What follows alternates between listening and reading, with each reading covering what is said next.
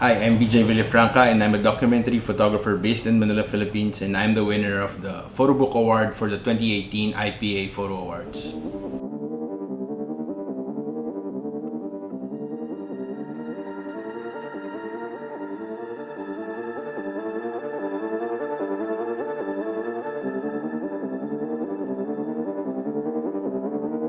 So I've been a photographer for about 15 years. I started out as a news photographer for a national news magazine based in Manila, Philippines, covering different issues and stories in Manila and all over the Philippines.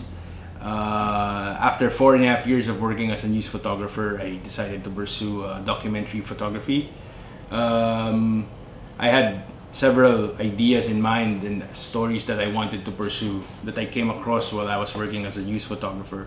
So I decided to pursue them, the first of which was the lives of former gang members in one of Manila's biggest slums.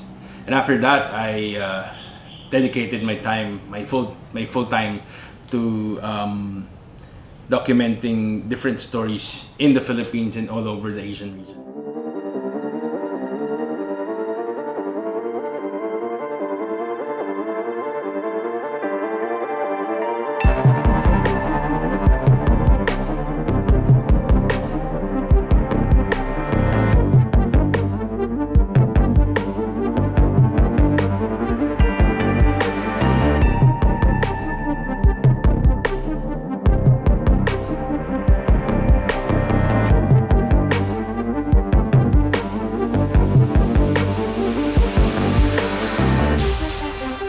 Ever since I was a young boy, I was growing up in the midst of different photographic materials from magazines, Life magazines, National Geographic, local publications who were publishing photographic work by Filipino photographers.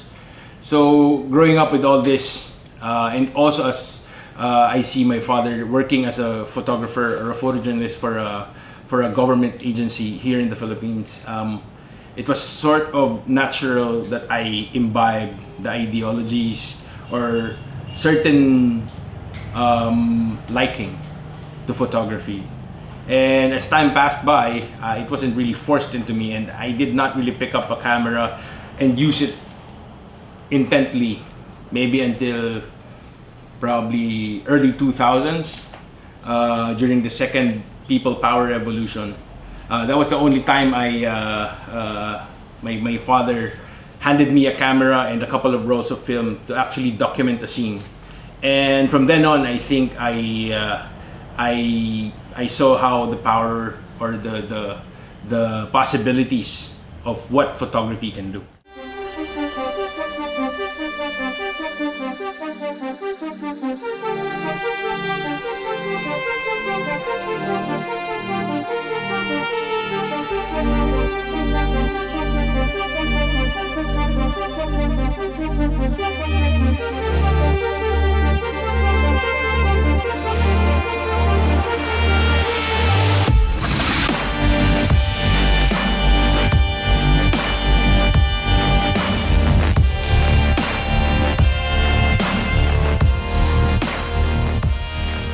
Tackling social issues or difficult issues, especially in developing countries, it has its own quirks, or it depends actually on the photographer or how you approach each subject.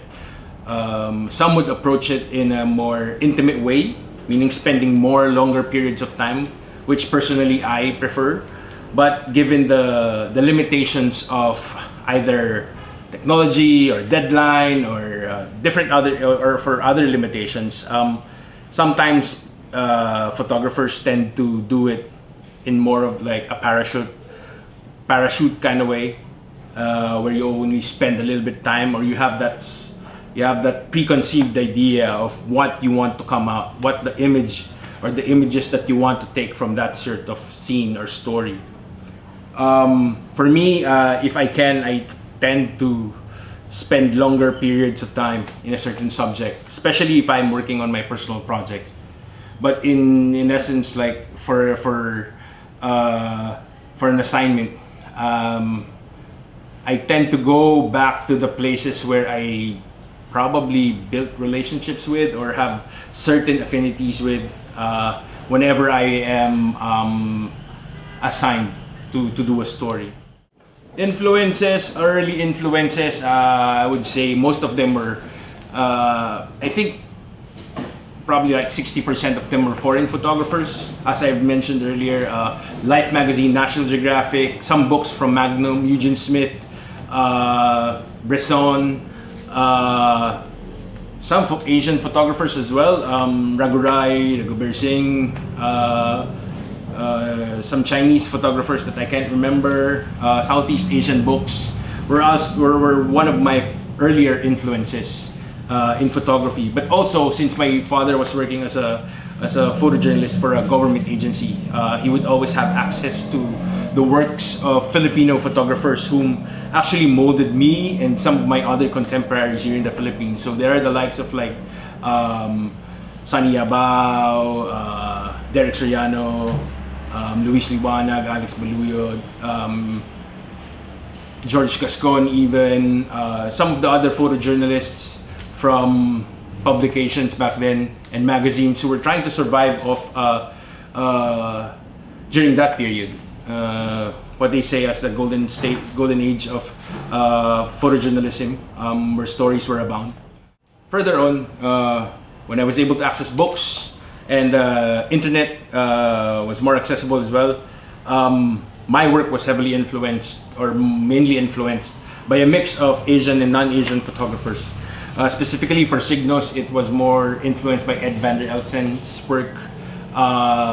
Also by Stanley Green. Stanley Green was a constant influence, not only in conflict photography, but in general, like narrative and how one creates a story out of information that is given to you or information that is available to us.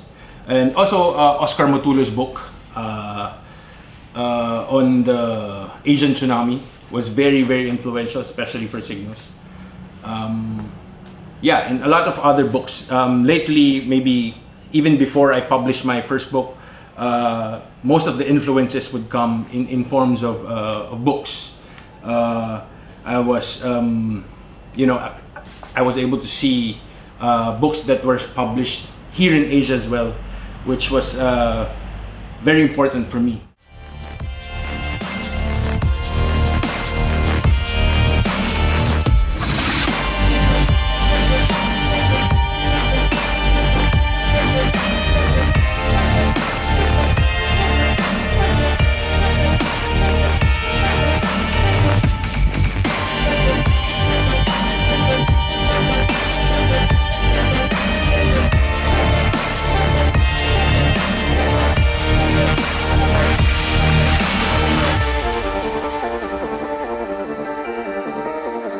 So for photographers who's just starting out, or maybe in the midst of trying to figure out what they want to do or how they should pursue a photographic career, I think it is important for one to have a firm footing on who you are in general. As an author, as a photographer, what do you want to say, and be firm by it, stand by it.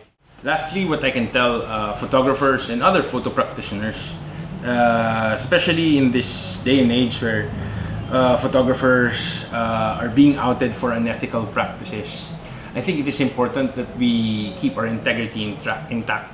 I think it's our responsibility to our viewers, to the audience, and even to the community to be honest in what we are doing, to be honest in what we're trying to say, and to be honest with who we are as a photographer. And I think this creates a more healthier community and more progressive discussions with regards to our stories, our projects, and even in our photography.